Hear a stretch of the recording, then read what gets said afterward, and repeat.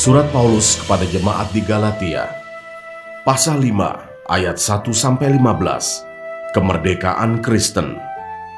Supaya kita sungguh-sungguh merdeka, Kristus telah memerdekakan kita. Karena itu berdirilah teguh, dan jangan mau lagi dikenakan kuk perhambaan.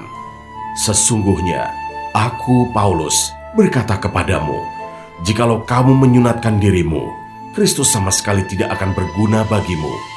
Sekali lagi aku katakan kepada setiap orang yang menyunatkan dirinya, bahwa ia wajib melakukan seluruh hukum Taurat. Kamu lepas dari Kristus, jikalau kamu mengharapkan kebenaran oleh hukum Taurat. Kamu hidup di luar kasih karunia, sebab oleh roh dan karena iman, kita menantikan kebenaran yang kita harapkan.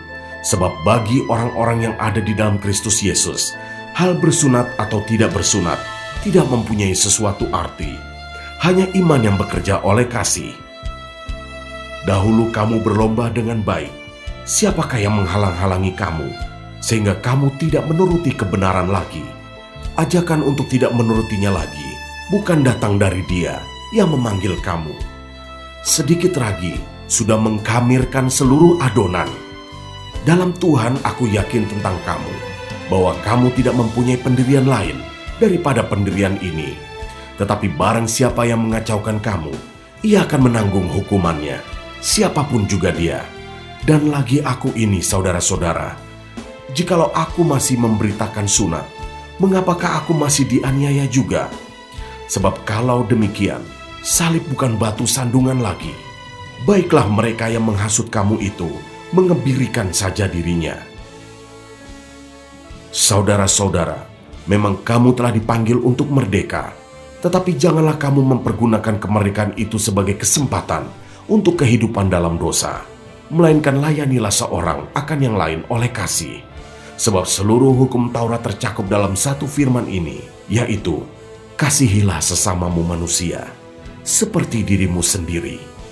Tetapi jikalau kamu saling menggigit dan saling menelan, awaslah supaya jangan kamu saling membinasakan. Ayat 16-26, hidup menurut daging atau roh.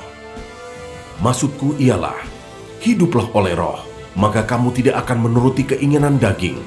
Sebab keinginan daging berlawanan dengan keinginan roh, dan keinginan roh berlawanan dengan keinginan daging. Karena keduanya bertentangan, sehingga kamu setiap kali tidak melakukan apa yang kamu kehendaki.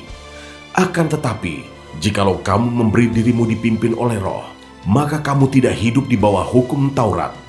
Perbuatan daging telah nyata, yaitu percabulan, kecemaran, hawa nafsu, penyembahan berhala, sihir, perseteruan, perselisihan, iri hati, amarah, kepentingan diri sendiri, percideraan, roh pemecah, kedengkian, kemabukan, pesta pora dan sebagainya. Terhadap semuanya itu kuperingatkan kamu, seperti yang telah kubuat dahulu, bahwa barang siapa melakukan hal-hal yang demikian, ia tidak akan mendapat bagian dalam kerajaan Allah. Tetapi buah roh ialah kasih, sukacita, damai sejahtera, kesabaran, kemurahan, kebaikan, kesetiaan, kelemah lembutan, penguasaan diri. Tidak ada hukum yang menentang hal-hal itu. Barang siapa menjadi milik Kristus Yesus, ia telah menyalibkan daging dengan segala hawa nafsu dan keinginannya. Jikalau kita hidup oleh roh, baiklah hidup kita juga dipimpin oleh roh. Dan janganlah kita gila hormat, janganlah kita saling menantang dan saling mendengki.